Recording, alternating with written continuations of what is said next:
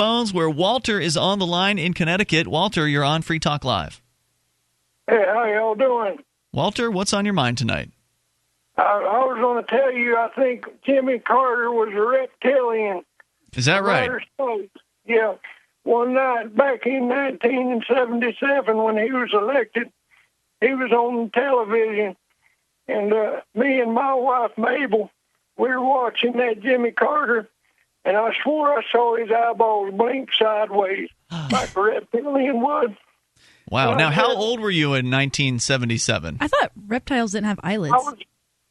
I was around 64 back in that.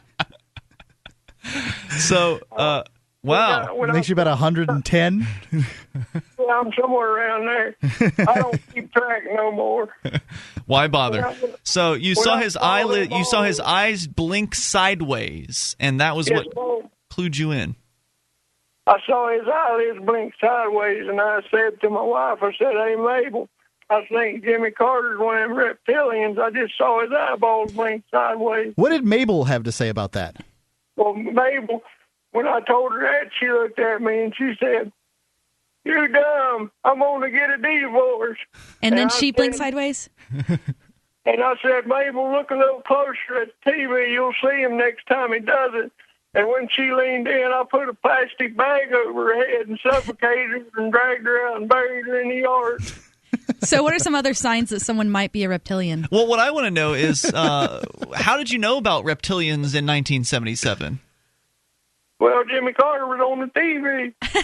But and what are there any other indicators, as Allie was inquiring about? Is it just the eyes blinking sideways, or does like a little tail fall out of their pants every now and then? Every once in a while, you'll see their tongue stick out a little bit. Do they have a forked tongue, and they just kind of have to be careful about letting people see that?